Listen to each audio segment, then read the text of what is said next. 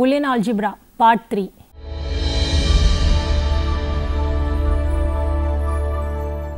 Hello friends, let us continue with our discussion on Boolean Algebra. In this session, we will see the applications of Boolean Algebra in the digital networks. The operation of a circuit is defined by a Boolean function that specifies the value of an output for each set of inputs. The first step in constructing a circuit is to represent its Boolean function by an expression built up using the basic operations of Boolean algebra. The expression that we obtain may contain many more operations than are necessary to represent the function. In this session, we will describe methods for finding an expression with the minimum number of sums and products that represents a Boolean function. The procedures that we will develop, Karnaugh maps and the Quine-McCluskey method, are important in the design of efficient circuits. First is a definition, functional completeness. Every Boolean function can be expressed as a Boolean sum of min terms. Each min term is the Boolean product of Boolean variables or their complements. This shows that every Boolean function can be represented using the Boolean operators dot, plus and bar. Because every Boolean function can be represented using these operators, we say that the set dot, plus, bar is functionally complete. We can find a smaller set of functionally complete operators if one of the three operators of this set can be expressed in terms of the other two. This can be done using one of the De Morgan's laws. We can eliminate all Boolean sums using the identity x plus y is equal to x bar into y bar the whole complement. This is obtained by taking complements of both sides of De Morgan's law. X plus y the whole bar is equal to x bar into y bar, and then applying the double complementation law. This means that the set dot bar is functionally complete. Similarly, we could eliminate all Boolean products using the identity x into y is equal to x bar plus y bar the whole complement, which is obtained by taking complements on both sides of x into y bar is equal to x bar plus y bar. Consequently, the set plus bar is functionally complete. Note that the set plus dot is not functionally complete because it is impossible to express the Boolean function f of x is equal to x bar using these operators. Now, let us define logic gates. Logic gates. Boolean algebra is used to model the circuitry of electronic devices. Each input and each output of such a device can be thought of as a member of the set 01. A computer or any other electronic device is made up of a number of circuits. Each circuit can be designed using the rules of Boolean algebra that we have studied in the previous session. The basic elements of circuits are called gates. Each type of gate implements a Boolean operation. The circuits that have no memory capabilities are called combinational circuits or gating networks.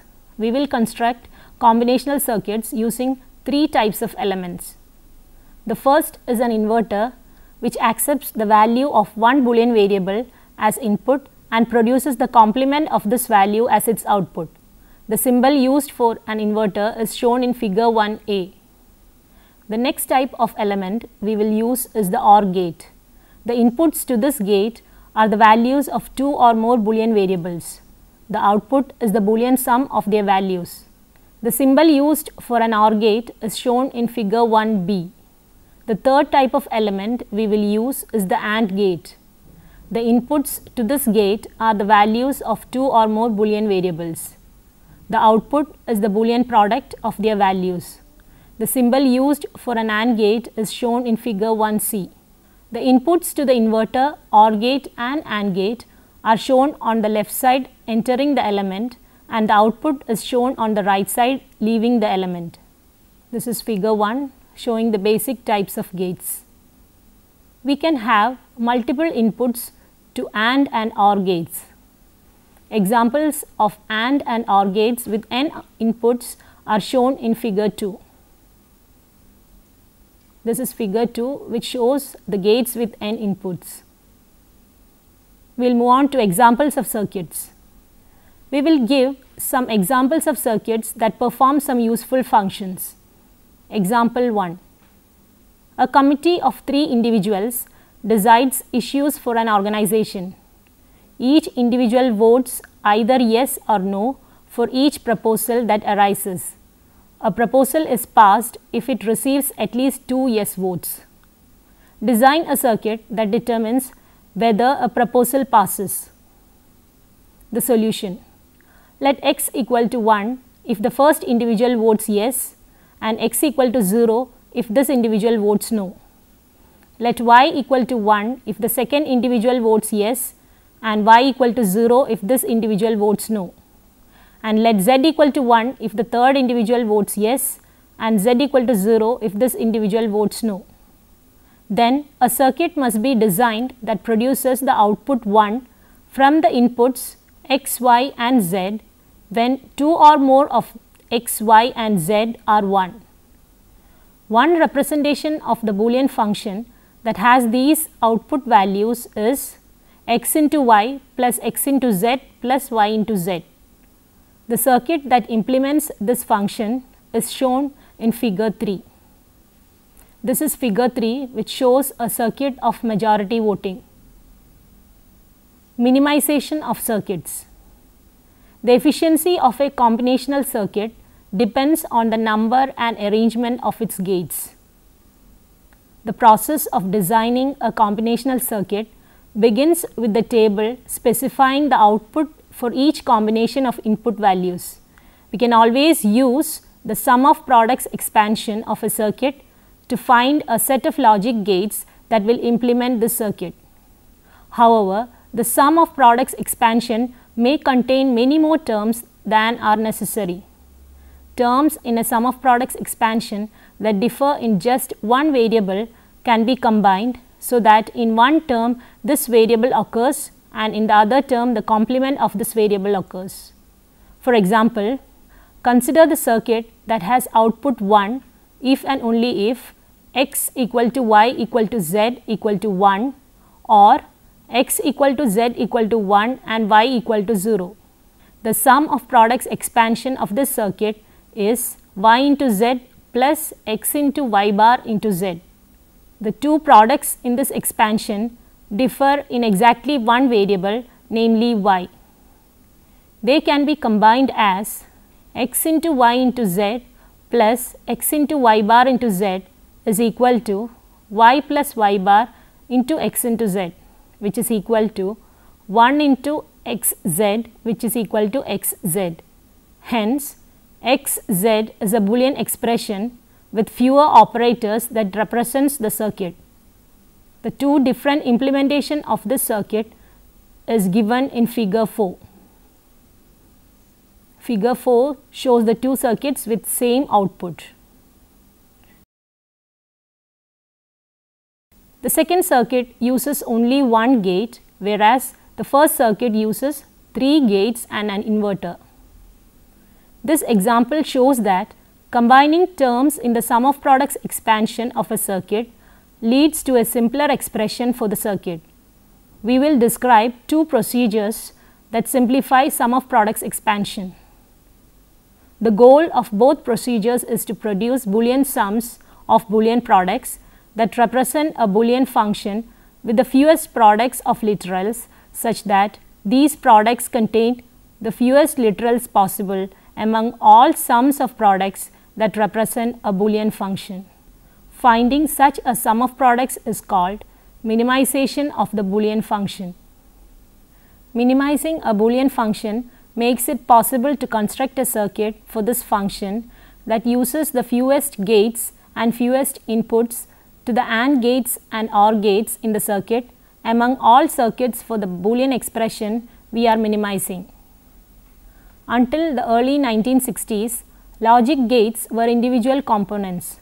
To reduce costs, it was important to use the fewest gates to produce a desired output. However, in mid-1960s, integrated circuit technology was developed that made it possible to combine gates on a single chip.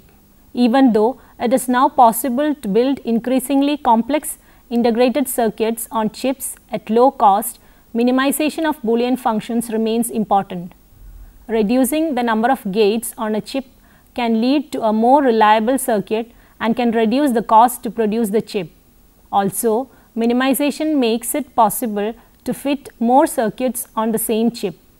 Furthermore, minimization reduces the number of inputs to gates in a circuit. This reduces the time used by a circuit to compute its output. Moreover, the number of inputs to a gate may be limited because of the particular technology used to build logic gates. The first procedure we will introduce, known as Karnaugh maps or K-maps, was designed in the 1950s to help minimize circuits by hand. K-maps are useful in minimizing circuits with up to 6 variables, although they become rather complex even for 5 or 6 variables. Karnaugh maps. To reduce the number of terms in a Boolean expression representing a circuit, it is necessary to find terms to combine. There is a graphical method called a Karnaugh map or K-map for finding terms to combine for Boolean functions involving a relatively small number of variables. The method we will describe was introduced by Maurice Karnaugh in 1953. His method is based on earlier work by E.W. Veitch. This method is usually applied only when the function involves 6 or fewer variables. K-maps give us a visual method for simplifying sum of products expansion. We will first illustrate how K-maps are used to simplify expansions of Boolean functions in 2 variables. We will continue by showing how K-maps can be used to minimize Boolean functions in 3 variables. There are 4 possible minterms in the sum of products expansion of a Boolean function in the 2 variables x and y. A K-map for a Boolean function in these 2 variables consists of 4 cells, where a 1 is placed in the cell representing a minterm if this minterm is present in the expansion. Cells are said to be adjacent if the minterms that they represent differ in exactly one literal. For instance, the cell representing x bar y is adjacent to the cells representing x y and x bar y bar. The 4 cells and the terms that they represent are shown in figure 5. This is figure 5, which shows the K-maps in 2 variables. Going to examples. Example 1. Find the K-maps for the first one, y plus x bar into y, second one, x into y bar plus x bar into y, and third one, x into y bar plus x bar into y plus x bar into y bar. Solution. We include a 1 in a cell when the minterm represented by this cell is present in the sum of products expansion. The 3 K-maps are shown in figure 6. Here you can see 3 K-maps A, B, C for the sum of products expansion given in example 1. Moving to example 2, simplify the sum of products expansion given in example 1. Solution. The grouping of minterms is shown in figure 7 using the K-maps for these expansions. Minimal expansions for these sum of products are, for the first one it is y, second one it is x into y bar plus x bar into y, and for the third one it is x bar plus y bar. You can see the figure in which simplifying the sum of products expansion of the problem given in example 2 is shown.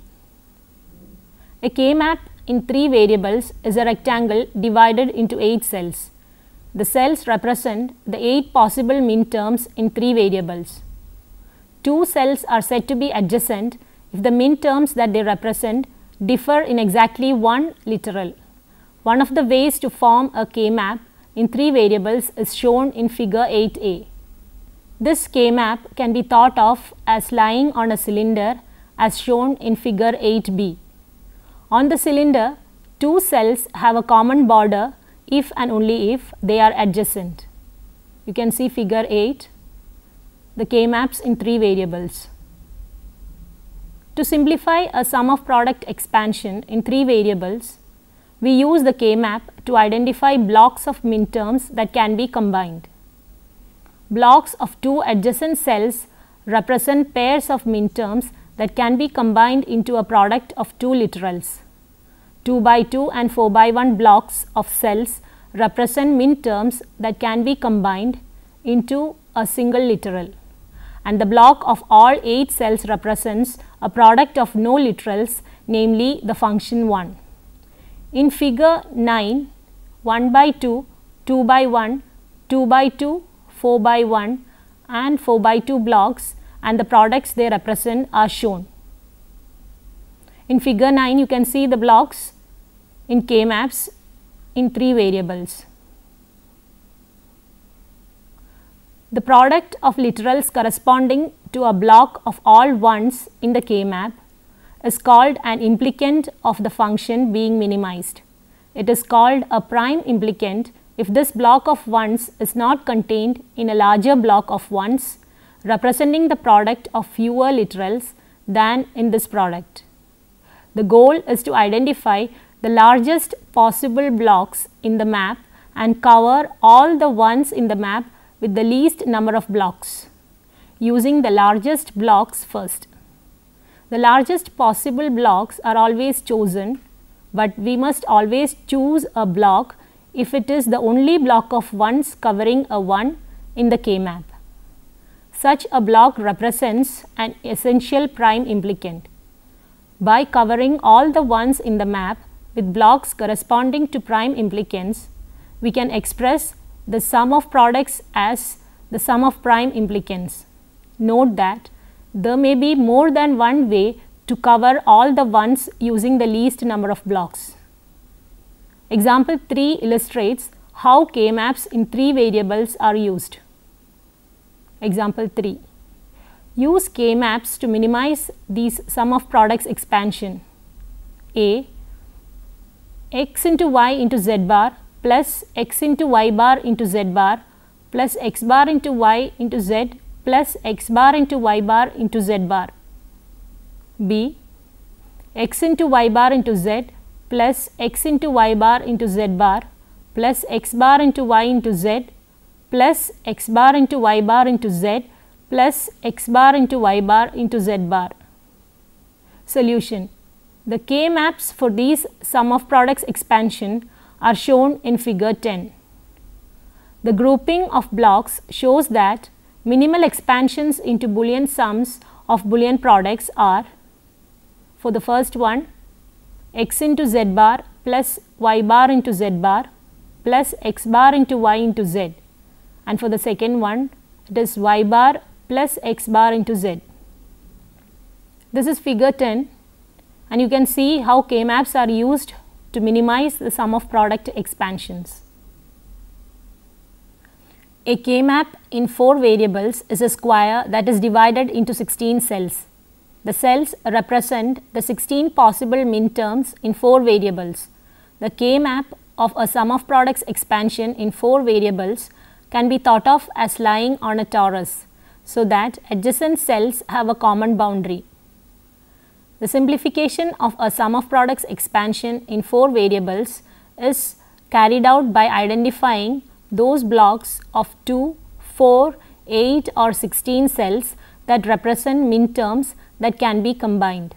Each cell representing a minterm must either be used to form a product using fewer literals or be included in the expansion.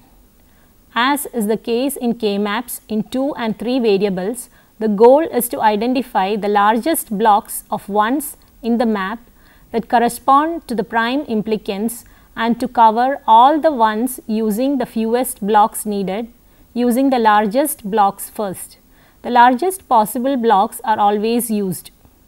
K-maps can realistically be used to minimize Boolean functions with 5 or 6 variables, but beyond that they are rarely used because they become extremely complicated. The second one is the Quine-McCluskey method. The second procedure we will describe, the Quine-McCluskey method, was invented in 1960s.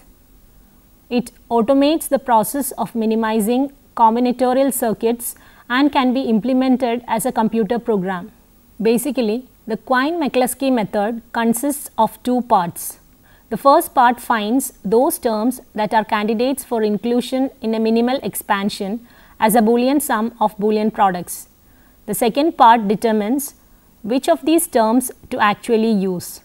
We will use an example to illustrate how this procedure works by successively combining implicants into implicants with one fewer literal. Example 4. Use the Quine-McCluskey method to find a minimal expansion equivalent to xyz plus xy bar z plus x bar yz plus x bar y bar z plus x bar y bar z bar. Solution. We will represent the min terms in this expansion by bit strings. The first bit will be 1 if x occurs and 0 if x bar occurs. The second bit will be 1 if y occurs and 0 if y bar occurs. The third bit will be 1 if z occurs and 0 if z bar occurs. We then group these terms according to the number of ones in the corresponding bit strings. This information is shown in table 1. In table 1, you can see the min terms and the corresponding bit strings and the number of ones in each bit string. Min terms that can be combined are those that differ in exactly one literal. Hence, two terms that can be combined differ by exactly 1 in the number of ones in the bit strings that represent them. When two min terms are combined into a product, this product contains two literals. A product in two literals is represented using a dash to denote the variable that does not occur. For instance, the min terms x y bar z and x bar y bar z represented by bit strings 101 and 001 can be combined into y bar z represented by the string -01. All pairs of min terms that can be combined and the product formed from these combinations are shown in table 2. Next, all pairs of products of two literals that can be combined are combined into one literal. Two such products can be combined if they contain literals for the same two variables and literals for only one of the two variables differ. In terms of the strings representing the products, these strings must have a dash in the same position and must differ in exactly one of the other two slots. We can combine the products yz and y bar z represented by strings -11 and -01 into z represented by the string -1. We show all the combinations of terms that can be formed in this way in table 2.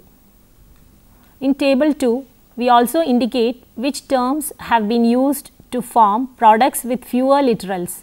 These terms will not be needed in a minimal expansion. The next step is to identify a minimal set of products needed to represent the Boolean function. We begin with all those products that were not used to construct products with fewer literals. Next, we form table 3, which has a row for each candidate product formed by combining original terms and a column for each original term, and we put an x in a position if the original term in the sum of products expansion was used to form this candidate product. In this case, we say that the candidate product covers the original min term. We need to include at least one product that covers each of the original min terms. Consequently, whenever there is only one x in a column in the table, the product corresponding to the row this x is in must be used. From table 3, we see that both z and x bar y bar are needed. Hence, the final answer is z plus x bar y bar. Before winding up the session, let us summarize what we have learned. We began the session by seeing what is meant by functional completeness of Boolean operators. Then we saw logic gates and examples of circuits. We saw what is meant by minimization of a circuit. Finally, we saw two methods, namely K-map and Quine-McCluskey method, that are used for minimization of circuits by reducing the number of terms in a Boolean expression. Here are some exercise problems to test your knowledge. First one, construct circuits from inverters, AND gates and OR gates to produce these outputs: A, x bar plus y, B, x y z plus x bar y bar z bar. Second one, find the sum of product expansions represented by each of these K-maps. Third one, use a K-map to find a minimal expansion as a Boolean sum of Boolean products of the function x into y plus x into y bar of Boolean variables x and y. Fourth one, explain how K-map can be used to simplify the sum of products expansions of 4 Boolean variables. Fifth one, define a Boolean operator at the rate as follows: 1 at the rate 1 is equal to 1, 1 at the rate 0 is equal to 0, 0 at the rate 1 is equal to 0, and 0 at the rate 0 is equal to 1. Determine whether the set at the rate is functionally complete. These are the list of books for reference. First one is Discrete Mathematical Structures, 3rd edition by Coleman, Busby and Ross, by Prentice Hall, Upper Saddle River, New Jersey. Second one is Discrete Mathematics and its Application, 6th edition by Kenneth H. Rosen, by McGraw-Hill International Edition. Third one is Elements of Discrete Mathematics, 2nd edition by C. L. Liu, by McGraw-Hill International Edition, Computer Science Series, 1986. Fourth one is Discrete Mathematics, 6th edition by Richard Johnson Baugh, by Pearson Prentice Hall in 2005. Fifth one is Introductory Discrete Mathematics by V. K. Balakrishnan in 1991. With this, we come to an end of our chapter on Boolean algebra. Hope you all enjoyed the session. Bye.